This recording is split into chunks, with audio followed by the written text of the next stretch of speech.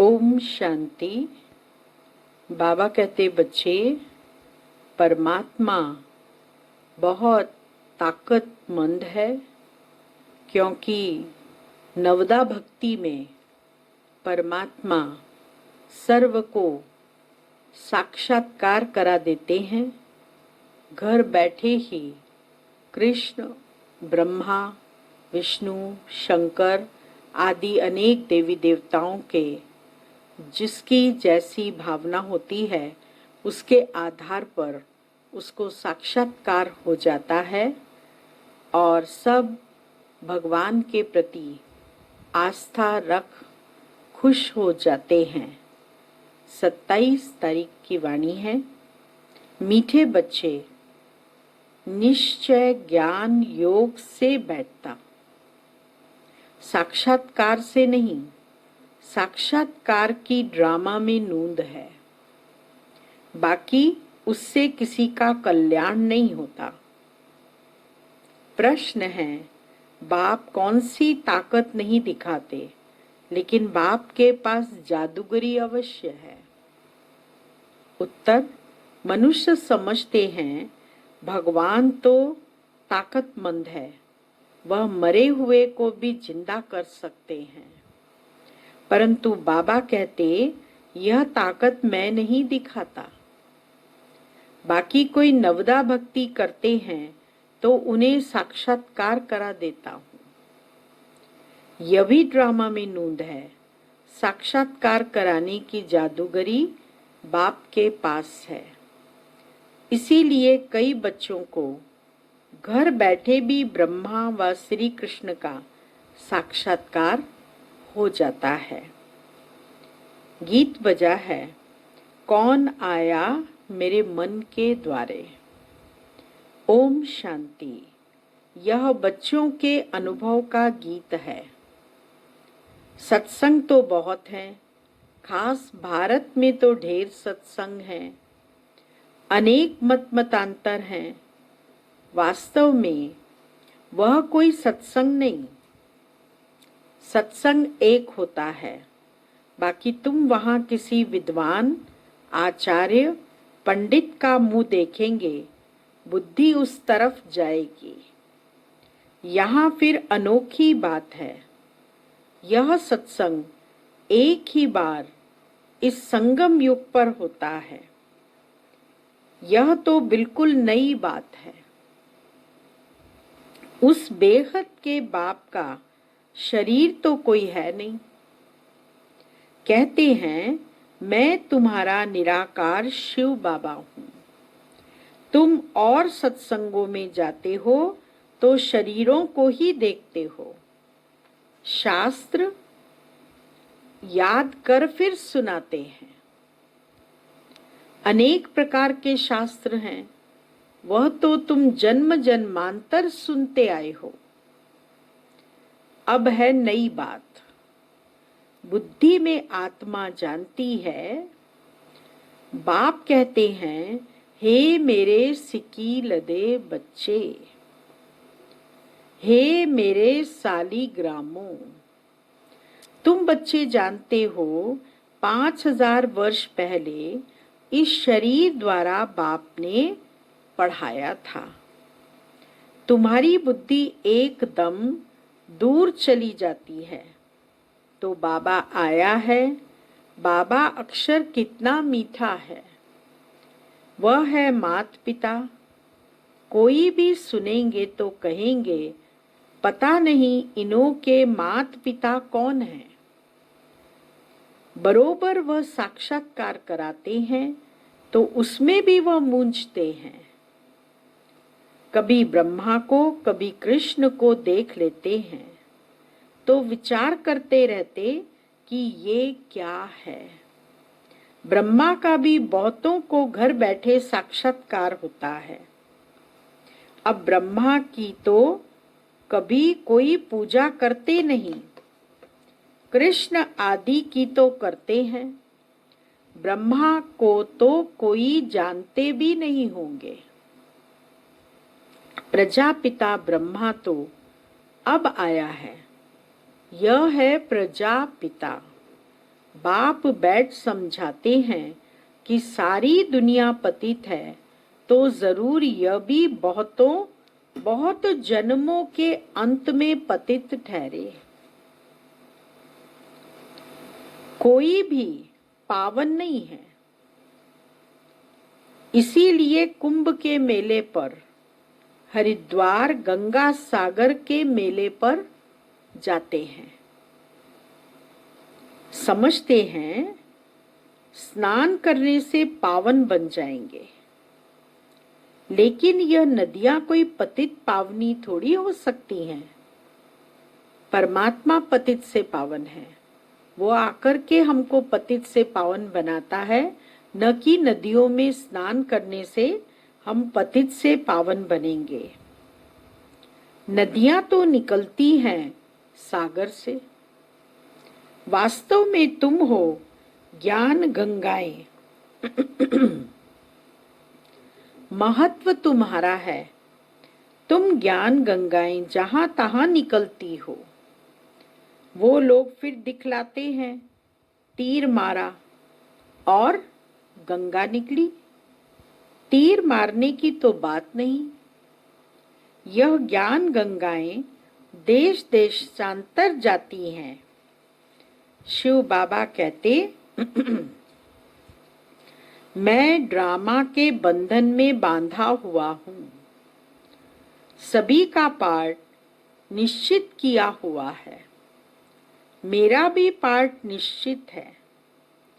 कोई समझते भगवान तो बहुत ताकतमंद है। क्यों ताकतमंद है? ऐसा कहते हैं मरे हुए को भी जिंदा कर सकते हैं। यह सभी गपोड़े हैं। मैं आता हूं पढ़ाने के लिए। बाकी ताकत क्या दिखाएंगे? साक्षात्कार की भी जादूगरी है। नवदा भक्ति करते हैं तो मैं साक्षात्कार कराता हूं। जैसे काली का रूप दिखाते हैं, उन पर फिर तेल चढ़ाते हैं। अब ऐसी काली तो है नहीं, परंतु काली की नवदा भक्ति बहुत करते हैं। वास्तव में काली तो जगदम्बा है। काली का ऐसा रूप तो नहीं, परंतु नवदा भक्ति करने से बाबा भावना का भाड़ा दे देते हैं। काम चिता पर बैठने से काले बन पड़े। अब ज्ञान चिता पर बैठ गोरे बनते हैं। जो काली अब जगदम्बा बनी है, वह साक्षात्कार कैसे कराएगी? वह तो अभी बहुत जन्मों के भी अंत वाले जन्म में है। देवताएं तो अभी है नहीं, तो वह क्या साक्षात्कार कराएंगे? बाबा समझाते हैं यह साक्षात्कार की चाबी मेरे हाथ में है। अल्पकाल के लिए भावना पूरी करने के लिए साक्षात्कार करा देता हूं, परंतु वह कोई मेरे से नहीं मिलते। केवल साक्षात्कार करते हैं, परंतु प्राप्ति नहीं होती उनको मेरी। मिसाल एक काली का देते हैं। इस रीति बहुत हैं। हनुमान है, गणेश है, आदि आदि। भल सिख लोग भी गुरु नानक की बहुत भक्ति करें तो उन्हें भी साक्षात्कार हो जाएगा, परंतु वह तो नीचे चले आते हैं। बाबा बच्चों को दिखलाते हैं, देखो यह गुरु नानक की भक्ति कर रहे हैं। साक्षात्कार फिर भी मैं कराता हूं। वह कैसे साक्षात्कार कराएंगे? उनके पास साक्षात्कार कराने की चाबी नहीं है। यह बाबा कहते हैं मुझे विनाश स्थापना का साक्षात्कार भी उस बाबा ने कराया, परंतु साक्षात्कार से कोई का भी कल्याण नहीं। ऐसे तो बहुतों को साक्षात्कार होते थे, आज वह है नहीं। बहुत बच्चे कहते हैं हमको जब साक्षात्कार हो तो निश्चय बैठे, परंतु निश्चय साक्षात्कार से नहीं हो सकता। निश्चय किससे बैठता है फिर? निश्चय ज्ञान और योग से। 5000 वर्ष पहले भी मैंने कहा था कि यह साक्षात्कार मैं कराता हूं। मीरा ने भी साक्षात्कार किया, ऐसे नहीं कि आत्मा वहां चली गई। नहीं, बैठे बैठे साक्षात्कार कर लेते हैं, लेकिन मेरे को नहीं प्राप्त कर सकते। बाप कहते हैं कोई भी बात का संशय हो तो जो भी ब्राह्मणियां हैं, टीचर्स हैं, उनसे पूछो। यह तो जानते हो बच्चियां भी नंबरवार हैं, नदियां भी नंबरवार होती हैं, कोई तो तालाब भी हैं, बहुत गंदा बासी पानी होता है। वहां भी श्रद्धा भाव से मनुष्य जाते हैं। वह है भक्ति की अंधश्रद्धा। कभी भी कोई से भक्ति छुड़ानी नहीं है। किसी को कहना नहीं है कि भक्ति मत करो, लेकिन ज्ञान की समझ उनको देते जाओ। जब ज्ञान में आ जाएंगे, जब समझ आ जाएगी, तो भक्ति आपे ही छूट जाएगी। बाबा भी नारायण का भक्त था। चित्र में देखा लक्ष्मी दासी बन नारायण के पांव दबा रही है, तो यह बिल्कुल अच्छा नहीं लगा। सतयुग में ऐसा होता नहीं। तो मैंने एक आर्टिस्ट को कहा कि लक्ष्मी को इस दासी पने से विदाई दे दो। बाबा भक्त तो था, परंतु ज्ञान थोड़ी ही था। भक्त तो सभी हैं, हम तो बाबा के बच्चे मालिक हैं। ब्रह्मांड का भी मालिक बच्चों को बनाते हैं। कहते हैं तुमको राज्य भाग देता हूं। ऐसा बाबा कभी देखा? कभी देखा ऐसा बाबा जो राजभाग देने के लिए आया है? उस बाप को पूरा याद करना है, पर राजभाग ऐसे नहीं दूंगा। फिर कैसे दूंगा? जब तुम मुझको याद करोगे तब मैं दूंगा। उनको तुम इन आंखों से नहीं देख सकते, उनसे योग लगाना है। याद और ज्ञान भी बिल्कुल सहज है। बीज और झाड़ को जानना है। तुम उस निराकारी झाड़ से साकारी झाड़ में आए हो। बाबा ने साक्षात्कार का राज भी समझाया, झाड़ का राज भी समझाया, कर्म अकर्म विकर्म की गति भी बाबा ने समझाई है। बाप, टीचर, गुरु तीनों से ही शिक्षा मिलती है। बाप से भी मिलती है। बाप रोज मुरली सुनाते हैं, श्रीमत देते हैं और प्यार करते हैं, स्नेह देते हैं, अपनी गोदी में झुलाते हैं। टीचर पढ़ाई पढ़ाता है और गुरु जो है गति सद्गति करता है। अभी बाबा कहते हैं मैं तुमको ऐसी शिक्षा देता हूँ, ऐसे कर्म सिखलाता हूँ जो तुम 21 जन्म सदा सुखी बन जाते हो। टीचर शिक्षा देते हैं ना, गुरु लोग भी पवित्रता की शिक्षा देते हैं अथवा कथाएं सुनाते हैं, परंतु धारणा बिल्कुल नहीं होती। यहाँ तो बाप कहते हैं अंतमति सो गति होगी। मनुष्य जब मरते हैं तो भी कहते राम राम कहो, तो बुद्धि उस तरफ चली जाती है। अभी बाप कहते हैं तुम्हारा साकार से योग छूटा। अब मैं तुमको बहुत अच्छे कर्म सिखलाता हूँ। श्री कृष्ण का चित्र देखो, पुरानी दुनिया को लात मारते हैं और नई दुनिया में आते हैं। तुम भी पुरानी दुनिया को लात मार नई दुनिया में जाते हो, तो तुम्हारी नरक की तरफ लात है, स्वर्ग तरफ है मुंह। शमशान में भी अंदर जब घुसते हैं तो मुर्दे का मुंह उस तरफ कर लेते हैं। लात पिछाड़ी तरफ कर लेते हैं, तो यह चित्र भी ऐसे ही बनाया है। मम्मा बाबा और तुम बच्चे, तुमको तो मम्मा बाबा को फॉलो करना पड़े। जो उनकी गद्दी पर बैठो। राजा के बच्चे प्रिंस प्रिंसेस कहलाते हैं ना। तुम जानते हो हम भविष्य में प्रिंस प्रिंसेस बनते हैं। ऐसा कोई बाप टीचर गुरु होगा जो तुमको ऐसे कर्म सिखलाए।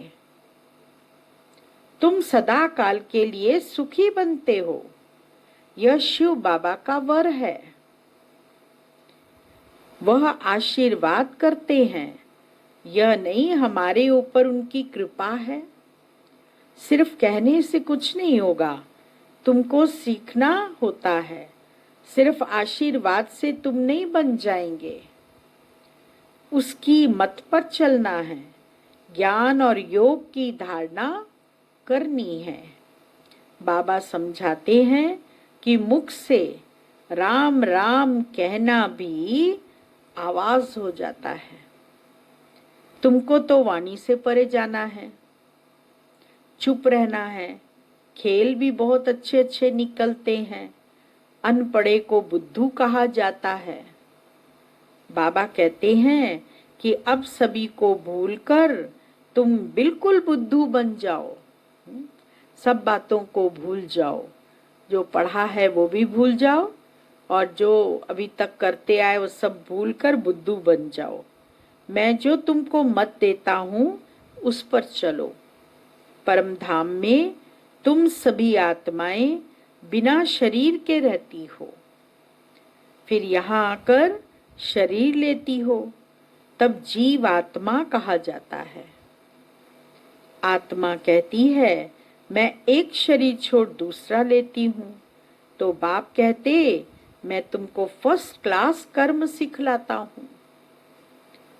टीचर पढ़ाते हैं, इसमें ताकत की क्या बात है। बाबा कहते टीचर पढ़ाते तो इसमें ताकत की क्या बात है। साक्षात्कार कराते हैं, इसको जादूगरी कहा जाता है। मनुष्य से देवता बनाना, ऐसी जादूगरी कोई कर न सके।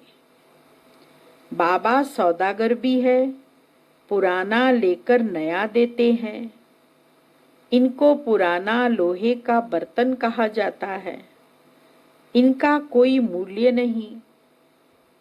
आजकल देखो तांबे के भी पैसे नहीं बनते, वहां तो सोने के सिक्के होते हैं। वंडर है ना, क्या से क्या हो गया।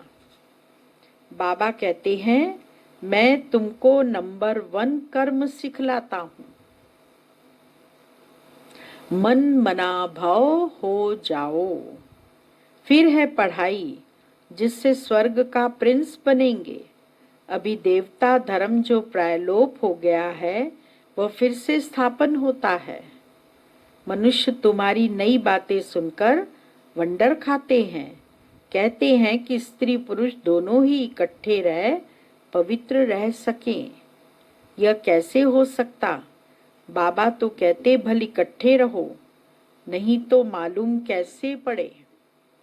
बीच में ज्ञान तलवार रखनी है, इतनी बहादुरी दिखानी है। परीक्षा होती है तो मनुष्य इन बातों में वंडर खाते हैं, क्योंकि शास्त्रों में तो ऐसी बातें है नहीं। यहाँ तो प्रैक्टिकल में मेहनत करनी पड़ती है। गंधर्वी विवाह की बात यहाँ की है। अभी तुम पवित्र बनते हो तो बाबा कहते बहादुरी दिखलाओ। सन्यासियों के आगे सबूत देना है। समर्थ बाबा ही सारी दुनिया को पावन बनाते हैं। बाबा कहते हैं भल साथ में रहो।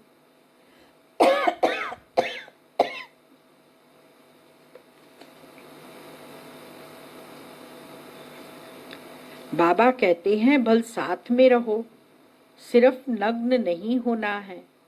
यह सभी युक्तियां हैं, बड़ी जबरदस्त प्राप्ति है। सिर्फ एक जन्म बाबा के डायरेक्शन पर पवित्र रहना है। योग और ज्ञान से एवर हेल्दी बनते हैं 21 जन्मों के लिए। इसमें मेहनत है ना। तुम हो शक्ति सेना, माया पर जीत पहन जगत जीत बनते हो। सभी थोड़े ही बनेंगे। जो बच्चे पुरुषार्थ करेंगे वही उच्च पद पाएंगे। तुम भारत को ही पवित्र बनाकर फिर भारत पर ही राज्य करते हो। लड़ाई से कभी सृष्टि की बादशाही मिल न सके। यह वंडर है ना। इस समय सब आपस में लड़कर खलास हो जाते हैं। मक्खन भारत को मिलता है। दिलाने वाली है वंदे मातरम। मेजॉरिटी माताओं की है।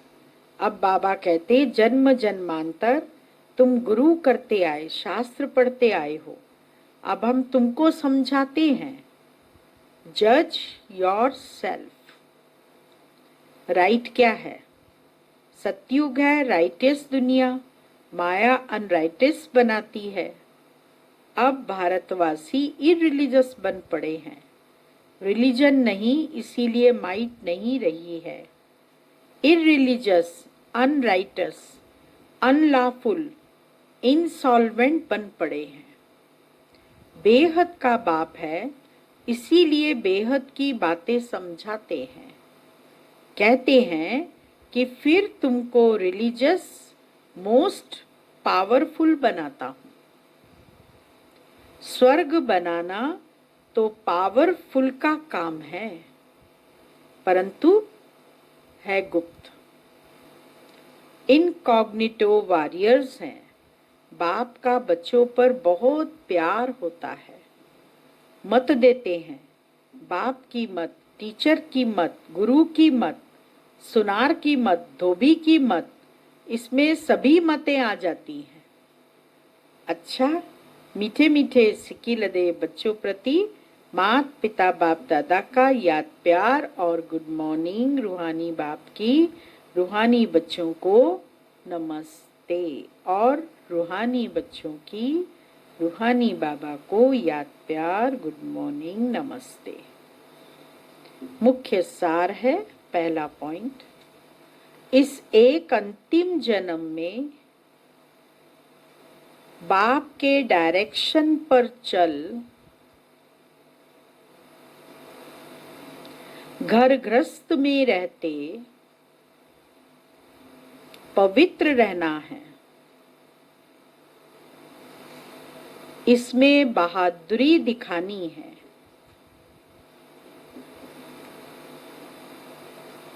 दूसरा पॉइंट है, श्रीमत पर सदा श्रेष्ठ कर्म करने हैं।